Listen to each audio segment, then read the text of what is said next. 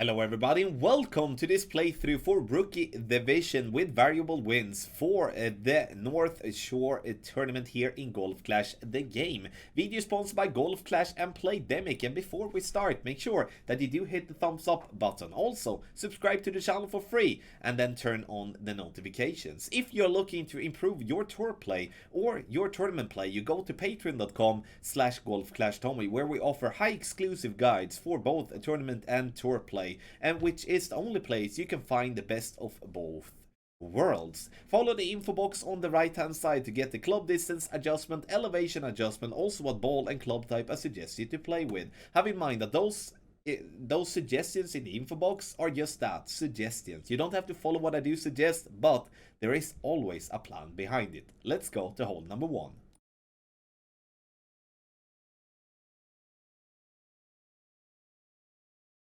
We start off with hole number 1, where we are going to use the right side. And the reason we're going to use the right side is because we do have a very good chance to get into short iron range, which will be easier than going left and get into long iron range. And the reason we play, again, right side in from front tee and not the second tee is often the reason of that we can actually bounce over the bunkers easily here from front tee, as we play from, again, front tee and not the second tee. Max plus 10 is what I'm using, top spin and side spin. I'm using 1 bar of side spin to the right and also somewhere between 3 to 4 bars of top spin depending on what wind angle I'm going to have. Max plus 10, no curl, and then just rely on the fact that this ball will bounce over the bunker. We want to get as far up the fairway possible. The closer to the top we will be, the shorter, obviously, we will a shorter distance we will have towards the pin. Now, second shot.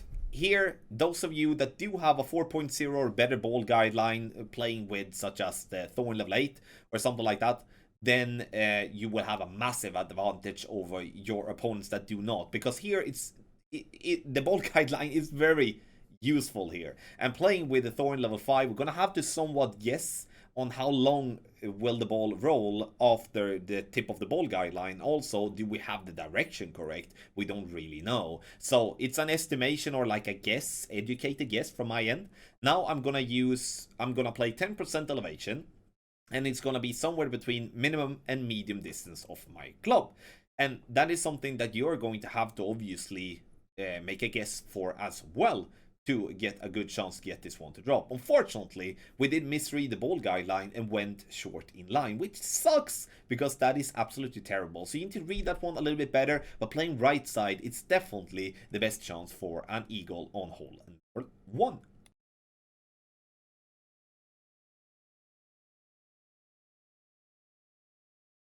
Hole number 2. Here we do play with the quarterback and go 3 top spin, 2 bars of left spin, starting in complete max distance with quarterback level 7.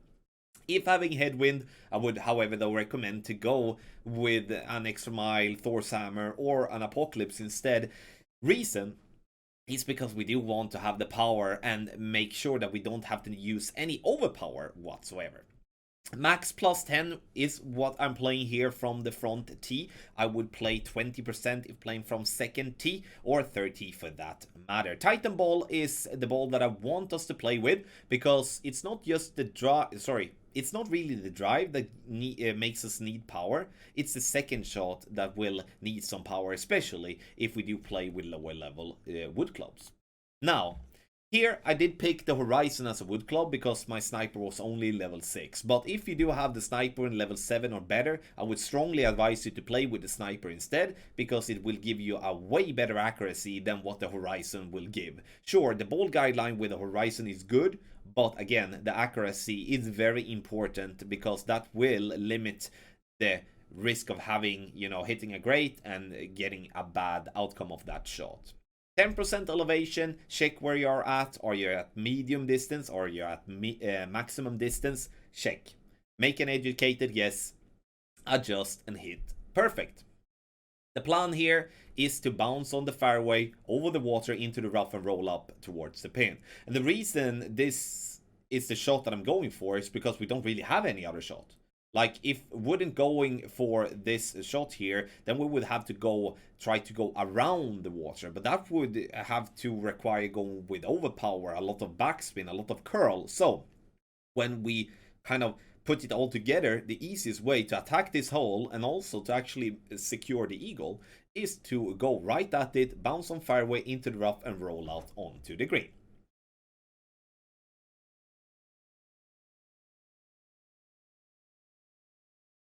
Hole number 3, we are going to attempt a rough bump. And why do I go with such an aggressive route? It's because I don't want to play on the bounce up shot from the left. I feel that as we do have a lot of room to play this rough bump, we will be able to cover our butt with the fact that we can hit a great left and a great right. Max left spin, 2 bars, and then a spin to pin, meaning that you use the top spin that is needed to get the ball guideline to the hole. Medium distance with a 10% over adjustment, power 1 ball settings. Unfortunately, that is not what I'm adjusting here. I'm adjusting too little, and that is never good. So, perfect ball still, and we're gonna hit the rough, and we're gonna be close. And, you know, again, we do have room for a great left and a great right, and sometimes we do need to take a bit more aggressive route to try to give ourselves a better chance to make a hole-in-one, and that's what we do on hole number 3 of the Maple Bay.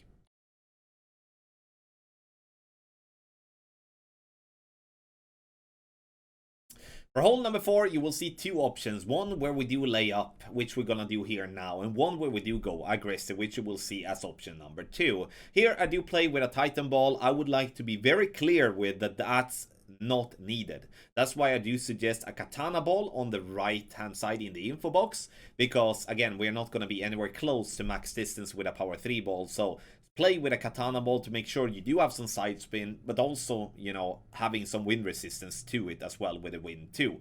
But no need for a power 3 ball at all. Max plus 10, 4.5 bar top spin, 2 bars of left spin, half a ball of curl to the left. The thing that I'm looking for here is to bounce on the fairway, over the bunker, into the rough to roll out. If I would not bounce into the rough and just go directly on fairway, no problem. That's good. You know, like, the only thing we want to prevent is to go into the bunker. Now, we're going to have a rough bump from distance here, and now we're going to be somewhere between maximum and medium distance of our club.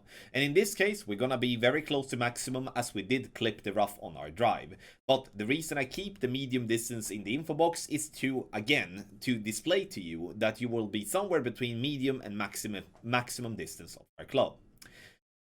Add topspin, so the ball guideline go through the hole just slightly. Doesn't have to go a lot through the hole, just a little bit to make sure that we're not gonna fall short. That is with crosswind and in headwind. In tailwind, leave the ball guideline short, because if we don't leave the ball guideline short, then we're gonna go, you know, gonna come in too hot. So here you have the problem with the fact that we didn't have the ball guideline through the hole enough when we had a little headwind, and therefore we did fall short. Again, 15% elevation, true club distance. So check where is maximum, where is minimum, and make an educated guess instead of just a guess. Because trust me, if you make an educated guess, you will come way closer in general than if you just made a normal guess. In my opinion, the layup option is a good chance for a drop. But let's take a look at the more aggressive option, which is strongly recommended if you have the ball and if you have the ball for it and you want to use that ball for it.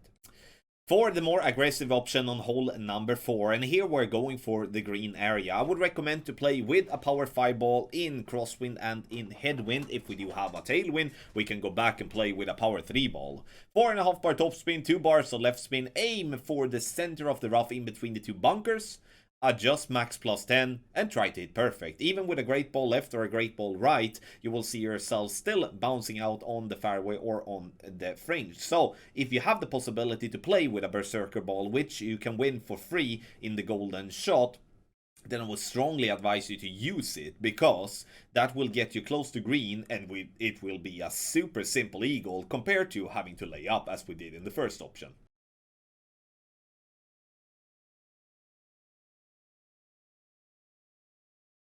Hole number 5 is, in my opinion, the toughest and the most boring hole of the Maple Bay. And we're gonna, in headwind, try to at least lock in the eagle. And obviously, if we do make a really good drive, we would maybe have a chance to go for an albatross. Adjust for max plus 10 for the drive, 2 left spin and a little bit of a backspin if needed, depends on what driver you may have here. Here I honestly make the mistake of using any backspin because, or like using no topspin is what I'm trying to say. Here I would be good to go with 1 bar of topspin, and as I did go with having a great left as well, I'm putting myself further away from my target, which would, you know, the goal was to either go for a rough bump to pin or to go with backspin directly on green. But as I'm short, I'm not going to be able to do that. So what I'm going to try to do here now is to try to have the ball to bounce on the fairway up on the top left of the green to fall down towards the pin. Sounds complicated?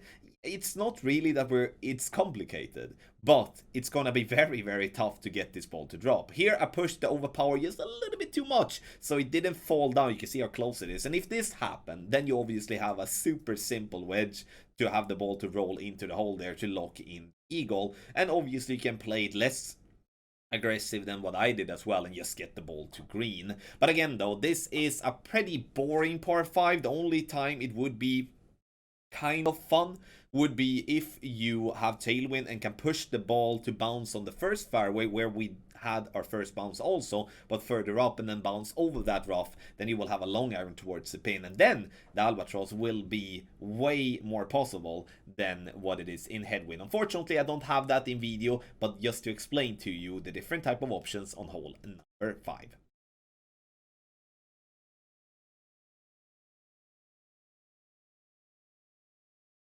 Hole number 6, and here we are also going to take a bit more aggressive route, at least by the looks of it, but this hole is way tougher to play any other way from front tee than going for the rough bump, and that's why I'm focusing on this one. The sniper, in whatever level you may have, is the club for you because it has a good ball guideline, it has a good accuracy, and especially the accuracy where if we do hit a great ball, we reduce the risk of getting a bad outcome, meaning that we miss the rough or something like that. Here in the video, I do adjust the medium distance with a 15% over adjustment.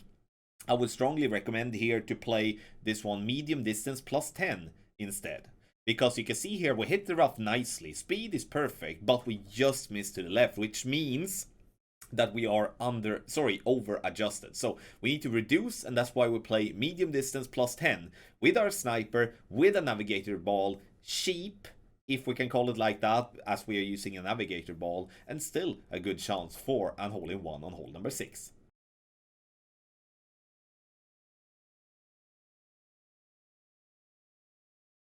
Hole number 7, and here I'm going to use the driver that gives me the most power, and I'm going to try to just go directly on the final fairway, or not the final fairway, but the final fairway before the water. 2 bars of left spin and some top spin as well is what we are using. Half a ball of curl to the left after adjusted maximum distance plus 10. And the plan here with the 4.5 bar topspin is to roll as close to the rough line possible. Again, if you have a problem with measuring, how long the ball will roll, then reduce a little bit of topspin, because again, you just don't want to go too long. You just want to have a chance for the eagle. Those of you having the possibility to play with a power 5 ball can go directly at green. I would not recommend it though, because it's risky. There is a lot of water, so why risk that when we can have a very good chance with our short iron here? Because the short iron is, in my opinion, the easiest club to hit perfect with, and also the one that is the easiest one to read. And that's why I rather lay up and take my chances with the short iron in many cases. 10% elevation, check your club distance if you are, are you in minimum distance, in maximum distance, or in medium distance, and then judge it based on that. I adjusted, had 3 bars of backspin, get the ball nicely in the hole. And when it comes to short irons or long irons or whatever club that do not have a 4.0 or better ball guideline, you need to leave the ball guideline short or you will come into hot. And that's probably one of the worst things together with going short in line in golf clash. So make sure that you do estimate that correctly and get that drop.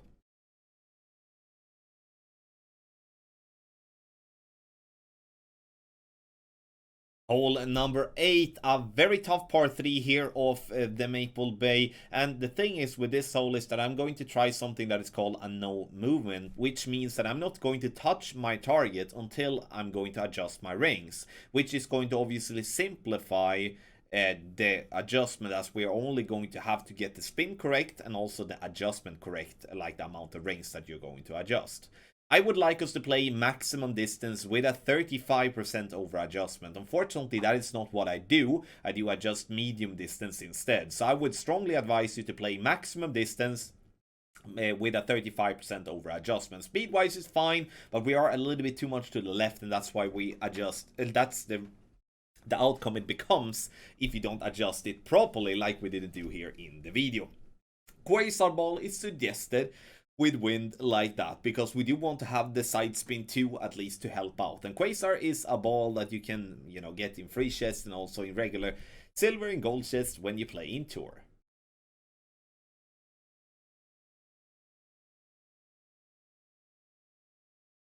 For hole number 9, I'm gonna suggest a Kingmaker. Not often that I do that, but this is going to be a special occasion as it will help us loads. 3 top spin, 3 right spin. Look at the top of the ball guideline to be just into the rough with the red ring by the rough line to the right.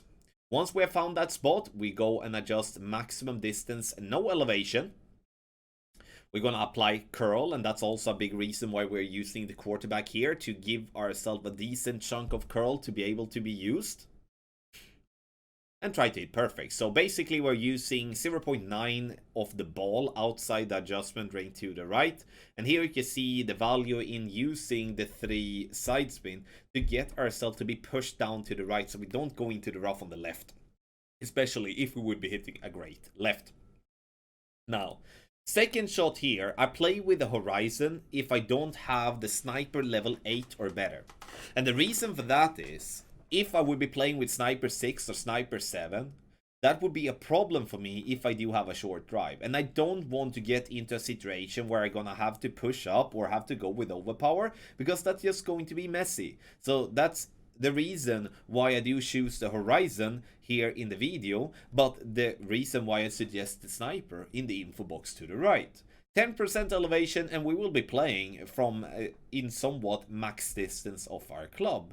And adjust max plus 10, hit perfect, and this ball will come in. And now we come in a little bit too hot, but you can see the ID. The problem we do have with the horizon compared to the sniper though is that we don't have a good ball guideline. So it's a little bit like this. If you have higher level clubs, this hole is going to actually be a good chance for an albatross. But if you're playing with lower level clubs and bad ball guidelines, then you're gonna not struggle to get the eagle, but you're definitely gonna have a way more tough time trying to get the albatross. Thank you so much everybody for watching this playthrough for Rookie Division with variable wins for the Northshore Tournament here in Golf Clash the game. Make sure you get the exclusive tour text guide to improve your tour play even more, or the ultimate tournament text guide for pro, expert and on master by going to patreon.com/golfclashtommy, link directly in the description down below. Once again, thank you so much for watching and good luck in your Golf Clash game.